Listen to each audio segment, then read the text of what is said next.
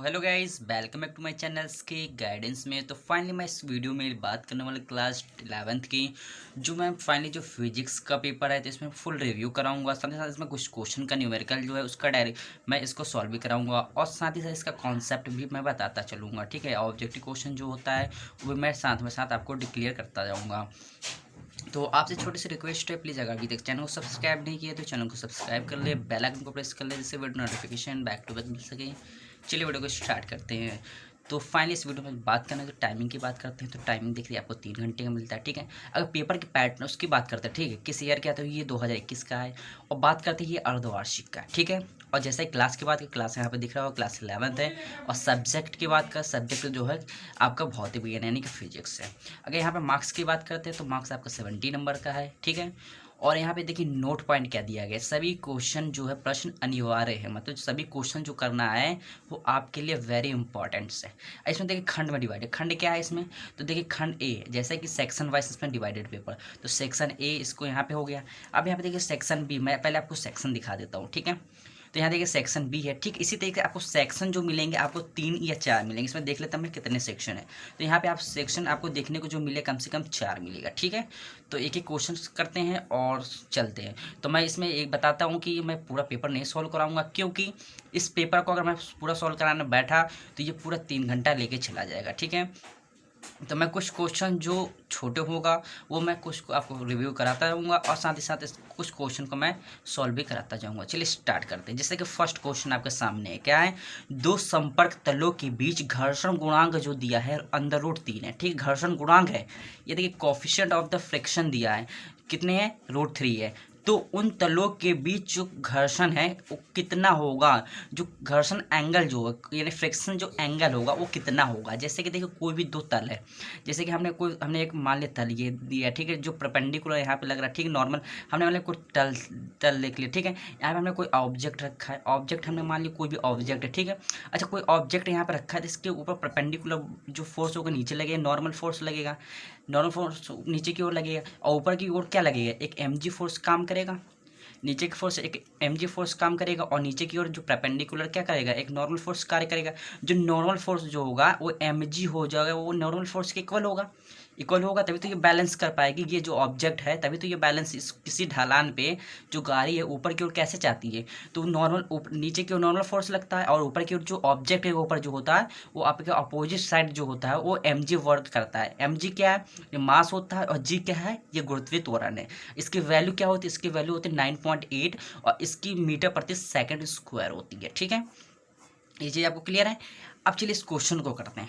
Question क्या कह रहा है कि फ्रिक्शन एंगल कितना होगा। इस फ्रिक्शन एंगल मतलब इस जो ऑब्जेक्ट के बीच जो फ्रिक्शन हो रहा है, ये फ्रिक्शन ये किस एंगल पे हो रहा है, ये किस एंगल पे हो रहा है, ये किस एंगल पे हो रहा है, ये एंगल फाइंड करना है। और ये फ्रिक्शन की जो म्यू की वैल्यू है वो म्यू की वैल्यू आपके सामने कितना दिया है, म्यू की वैल्यू जो दी है, म्यू की वैल्यू हमें फाइंड करें। जो म्यू जो होता है इसी को हम फ्रिक्शन वैल्यू बोलते हैं। ठीक है, अब क्या कहता है, देखिए फ्रिक्शन गुणांक, जो गुणांक आपको दिया है, आपको कितना दिया है, म्यू की वैल्यू कितनी दी है, म्यू की वैल्यू जो आपको दिया है √3।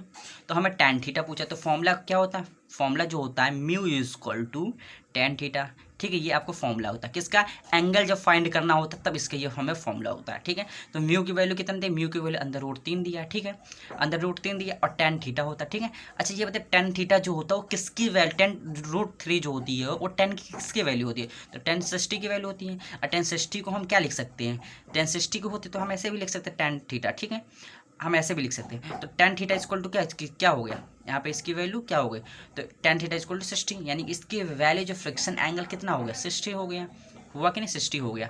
इस क्वेश्चन के लिए राइट ऑप्शन ये होगा। ठीक है, अब चलिए नेक्स्ट क्वेश्चन क्या है, तनी हुई डोरी में तनाव यानी कि टेंशन जो है, ठीक है, डोरी के एकांक लंबाई का द्रव्यमान हमने मान लिया कि m है, तो डोरी में तरंग संचरण उसकी जो तरंग है उसके संचरण की क्या वेग होगी वो हमें फाइंड करना है। तो मैं इसका अगर बता दूं, डायरेक्टली आंसर बता दूं तो आप टिक लगा लें ऑप्शन नंबर सेकंड। अगर इसका डेरिवेशन में करके बताऊं तो बहुत लेंदी मैथड हो जाएगा, तो आप इसे डायरेक्ट याद कर लें। ठीक है, अब चलिए नेक्स्ट क्वेश्चन है। नेक्स्ट क्या है, शक्ति की एसआई मात्रक क्या है। देखिए शक्ति जो है, शक्ति मतलब वाट, शक्ति की एसआई मात्रक क्या है, वाट होता है। जूल तो होने से जूल तो कार्य का होता है। अश्व शक्ति किसी भी जो बड़ी मतलब मशीन वगैरह होती है उसकी जो पावर होती है उसको हम अश्व शक्ति में व्यक्त करते हैं। अच्छा, एक अश्व शक्ति बराबर कितना, 746 वाट होता है। ठीक है, तो ये सब 746 ये हॉर्स पावर जो होता है वो किसी भी ऑब्जेक्ट, किसी भी बड़ी बड़ी जो मशीनें होती हैं उसकी जो पावर होता है उसको मेजर करने के लिए हॉर्स पावर में व्यक्त करते हैं। ठीक है, और किलोवाट जो होता है आपके घर में जो मीटर लगा होता है उसकी जो यूनिट होती है वो किलोवाट में मेजर की जाती है। ठीक है, अब चलिए ये आपको क्लियर हुआ। अब चलिए नेक्स्ट क्वेश्चन क्या है। नेक्स्ट क्वेश्चन क्या है, एक हीलियम गैस के सीपी और सीवी का रेशियो आपको फाइंड करना है। सॉरी, कोई भी हीलियम गैस है उसके जो सीपी और सीवी की वैल्यू फाइंड करनी है। ठीक है, तो इसकी वैल्यू जो होगी 3/5 होगी। राइट इज, ठीक है, क्लियर। अब चलिए नेक्स्ट क्वेश्चन आप लोग ये खुद देख ले। ठीक है, और मैं आगे का एक क्वेश्चन जो है ये बहुत इंपॉर्टेंट है, मैं आपको बता दूं।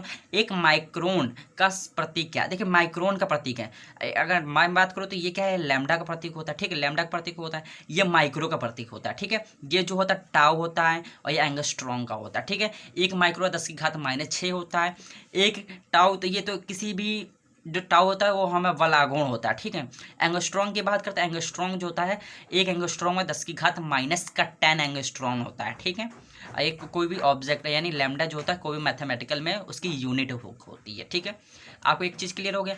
आप चलिए देखते हैं सेक्शन क्या है, सेक्शन बी की बात करते हैं। तो वही 1 मार्क्स का क्वेश्चन है। अब सेक्शन बी में क्या फाइंड कर, संवेग संरक्षण का सिद्धांत देखिए। अब देखिए इसको 1 लाइन में देखिए 1 मार्क्स का क्वेश्चन, तो इसको इस तरीके से आप डिफाइन कर सकते हैं कि संवेग संरक्षण के नियमानुसार किसी भी वस्तु के टक्कर होने के पश्चात का कुल आवेश, ठीक है, कुल आवेश और टक्कर होने के पहले का कुल मास जो होता है वो बराबर होता है। ठीक है, तो इसको हम संवेग संरक्षण का सिद्धांत कहते हैं। ठीक है, कुल मिलाकर संवेग संरक्षण के सिद्धांत पर जो रॉकेट हमारा होता है वो किस संरक्षण के सिद्धांत पर कार्य करता है, तो हमारा ये संवेग संरक्षण के सिद्धांत पर कार्य करता है। आप ये भी लिख सकते हैं। ठीक है, तो आई होप ये आपको समझ में आया होगा। अब चलिए नेक्स्ट देखते हैं। तो नेक्स्ट क्या है, कह रहा है कि बल तथा त्वरण में क्या संबंध है। तो अब देखिए बल क्या है, किसी भी ऑब्जेक्ट पे फोर्स करते हैं तो वो विस्थापित अपनी जगह से क्या होता है, वो एक जगह से डिस्प्लेट मतलब विस्थापित हो जाता है। अब इसी तरीके से त्वरण क्या है, त्वरण को हम किसी भी चीज़ को अगर फोर्स लगाते हैं वो किसी झटके से यानी जर्क के साथ आगे की ओर चले तो वो हमारा क्या होता है, त्वरण होता है। इसकी आप क्या एक संबंध लिखना 1 मार्क्स के क्वेश्चन, तो आप ये भी लिख सकते हैं। एक यूनिट आपको इसको दे दीजिएगा। ठीक है, और डायमेंशन भी दे सकते हैं इसका। अब देखिए कैपिटल जी स्मॉल जी और कैपिटल जी में रिलेशन फाइंड करना है। अब देखिए कैपिटल जी और स्मॉल जी में रिलेशन कैसे फाइंड करना है, 1 मार्क्स के क्वेश्चन से इजिली मैं 2 पॉइंट आपको बताता था। ठीक है, देखिए स्मॉल जी होता है जो आपको हर प्लेनेट पे अलग अलग होता है। ठीक है, जैसे फॉर एग्जाम्पल पृथ्वी की बात करते हैं तो पृथ्वी 9.8 इंटू 10 की पावर 9.8 इंटू 10 की पावर 9.8 मीटर प्रति सेकंड स्क्वायर होता है।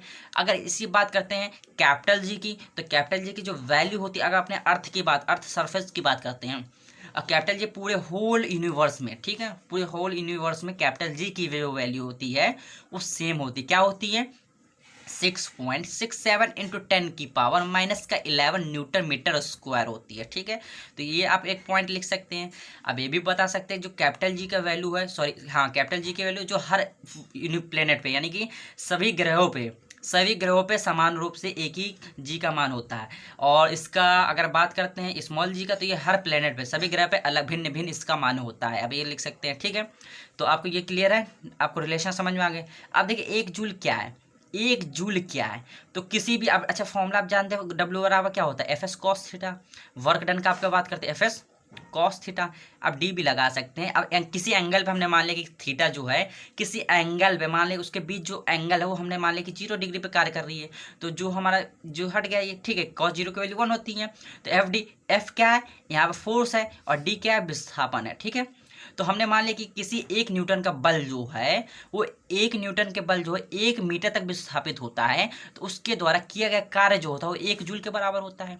आप ये भी बोल सकते हैं, और इसका जो एग्जैक्ट इसका डेफिनेशन है वो भी आप बता सकते हैं बुक से रिलेट करके। ठीक है, अब चलिए नेक्स्ट क्वेश्चन क्या है, बल आघूर्ण की परिभाषा मात्रक सहित लीजिए। देखिए बल आघूर्ण क्या है, इसको बल आघूर्ण जो होता है इसको हम टॉर्क बोलते हैं इंग्लिश में, ठीक है टॉर्क। इसका मात्रक क्या, अच्छा परिभाषा की बात करते हैं तो परिभाषा आपको देखते हैं, मैं आपको सिंपल तरीका फॉर्मूला बताना था। बल आघूर्ण जो होता है हम इसको हम टॉ से रिप्रेजेंट करते हैं, ठीक है, और रिप्रेजेंट करते हैं टॉ से, तो क्या है बल गुणे क्या होता है, बल गुणे क्रिया रेखा से लंबवत दूरी, मतलब परपेंडिकुलर इसका डिस्टेंस होना चाहिए, ठीक है, परपेंडिकुलर डिस्टेंस होना चाहिए। अब देखिए ये फॉर्मूला होता है टॉ इक्वल टू क्या होता है, टॉ इक्वल टू बल एक तरह से फोर्स होता है, तो बल को हम एफ बोल सकते हैं कि नहीं। अब देखिए क्रिया रेखा से लंबवत दूरी, अच्छा ये लंबवत दूरी है ना, अच्छा दूरी है ना लंबवत, अच्छा दूरी है तो कोई भी दूरी को हम मीटर में व्यक्त करते हैं तो इसको हम एम लिख सकते हैं। अब इसका देखिए मात्रक की बात करते हैं, मात्रक क्या हो जाएगा, न्यूटन इंटू ये दूरी है ना, दूरी को तो हम मीटर में करते हैं, इसका ऐसा ही यूनिट है, इसको हम मीटर बोल सकते हैं, ठीक है। तो टॉ का मात्रक क्या हो जाएगा, ये हो जाएगा। अब देखिए इसका कह रहा है मात्रक क्या होगा, तो क्या है बल आघूर्ण की परिभाषा हमने आपको बता दिया और मात्रक की बता दी क्या, न्यूटन मीटर होगा, मात्रक कैसे। अब ऐसे बोल सकते हैं क्या कि बल आघूर्ण को किसी भी बल और उसके क्रिया रेखा के लंबवत दूरी के गुणनफल को, किसी बल और उसके क्रिया रेखा से लंबवत दूरी के गुणनफल को हम बल आघूर्ण कहते हैं। इसका मात्रक जो होता है वो न्यूटन मीटर होता है। अब बीमा भी इसका फाइंड कर सकते हैं, बीमा कैसे बात फाइंड करते हैं, न्यूटन का जो फोर्स का न्यूटन होता है, इसका बीमा जो डायमेंशन होता है ml, ठीक है, t-2 होता है कि नहीं। और इसी तरीके अगर ये एक तरह से डिस्टेंस है, डिस्टेंस यानी दूरी, इसका मात्रक क्या होगा, एक तरह से लेंथ ही है ना, तो ये l होगा, ठीक है। तो इसका कैसे लिखते हैं ml/t-2, ये हो जाएगा, ठीक है। इसके क्या हो जाएगा डायमेंशन, यानी कि आपका ये क्या हो जाएगा बीमा हो जाएगा, ठीक है। तो मैंने देखिए मात्रक आपको बता दिया, इसकी यूनिट क्या होती है, इसका हमने डायमेंशन बता दिया, इसका डेफिनेशन हमने आपको बता दिया, ठीक है। तो ये चीज़ आपको क्लियर है, पॉइंट क्लियर हो गया। अब चलिए नेक्स्ट के देखते हैं। तो नेक्स्ट क्वेश्चन क्या है, पृथ्वी सतह से ऊंचाई, मतलब पृथ्वी सतह से आर ऊंचाई पर गुरुत्वीय त्वरण एवं गुरुत्वीय विभव में संबंध, यानी जो आर ऊंचाई पे, देखिए 1 मार्क्स का क्वेश्चन है इसका। आप यहाँ पे अगर इसका फॉर्मूला जो होता है वो फॉर्मूला ही अगर लिख के चले आते हैं तो ये आपको 1 मार्क्स क्वेश्चन आराम से मिल जाता है आंसर, ठीक है। अब चलिए नेक्स्ट क्वेश्चन देखते हैं।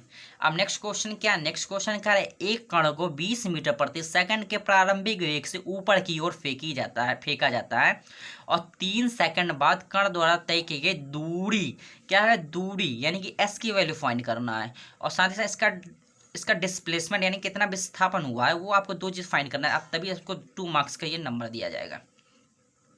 अब देखिए इस क्वेश्चन में एक चीज़ बहुत यूनिक क्या है, जो आपका ऑब्जेक्ट है ना, ऑब्जेक्ट ऊपर की ओर फेंका जा रहा है। अच्छा ऊपर की ओर फेंका जा रहा है तो यहाँ पे स्मॉल जी होगा। जब स्मॉल जी होगा इसमें फॉर्मूला कौन सा लगाएंगे, फॉर्मूला आपको ये लगाएंगे, देखिए आपको डिस्टेंस पूछ रहा है, डिस्टेंस, ठीक है। तो देखिए फॉर्मूला क्या होता है, H एक तरह से दूरी होता है ना, इसको हम एक तरह एस भी बोल सकते हैं। तो H क्या होता है UT। अब देखो ऊपर की ओर फेंका जा रहा है तो फ्रिक्शन से हम अपोजिट साइड जा रहे हैं तो माइनस आएगा, ठीक है। और GT² होगा कि नहीं। अब जैसे कि आपने फॉर्मूला पढ़ा है, S बराबर क्या होता है UT प्लस का 1/2 AT² होता है, सॉरी यहाँ पे 1/2 लगा लीजिएगा। तो ये देखिए जब फ्रिक्शन के साइड अगर हम कार्य करते हैं किसी ऑब्जेक्ट पे तो ये हमारा बल लगता है, मतलब इसका डिस्टेंस निकालने के लिए। अगर उसके ऑपोजिट अगर हम कार्य करते हैं तो ये वाला फॉर्मूला लगाते हैं। देखिए हम किसी भी अर्थ सरफेस से अगर ऊपर की ओर जाते हैं तो हमारा फ्रिक्शन के अपोजिट हम जा रहे हैं ना, इसीलिए हमने यहाँ पर माइनस लगाया, ठीक है। तो आप ये फॉर्मूले से फाइंड जरूर कर ले, ठीक है। अब चलिए नेक्स्ट क्वेश्चन है, नेक्स्ट क्वेश्चन क्या है, नेक्स्ट क्वेश्चन कहाँ चला गया, सॉरी हाँ नेक्स्ट क्वेश्चन ये देखिए, सीमांत घर्षण का नियम। देखिए सीमांत घर्षण क्या है, सीमांत घर्षण जो किसी भी फ्रिक्शन को, किसी भी ऑब्जेक्ट को चलने और उसके फ्रिक्शन को लेस करने की आप इसको जो यूनिटी होती है इसके नियम से आप कर सकते हैं आराम से जी, ठीक है। अब चलिए नेक्स्ट क्वेश्चन है, श्यानता गुणांक की परिभाषा और पेमीय सूत्र MKS में। देखिए MKS एक तरह से SI यूनिटी होता है, ठीक है। तो ये MKS देख के ना डरे, ठीक है, पद्धति में मात्रक लिखना है। अब चलिए नेक्स्ट क्वेश्चन क्या है, एक पिंड जिस पर 150 न्यूटन बल लगा है, बल की दिशा 60 डिग्री कोण बनाती है। देखिए एंगल जो है किसी ऑब्जेक्ट को जो बल लगा रही हो वो 60 डिग्री एंगल पे बल लगा रही हो और कितना विस्थापित हो रहा है, 15 मीटर विस्थापित हो रहा है, तो बल का कार्य कितना होगा। देखिए अभी जस्ट आपको हमने बताया FS क्या होता है, W बराबर FS कॉस थीटा। यहाँ पे एस क्या है, विस्थापन है, यहाँ पे एफ क्या है, बल है, ठीक है, और थीटा क्या है, किसी ऑब्जेक्ट किस एंगल पे वर्क कर रही है, ठीक है।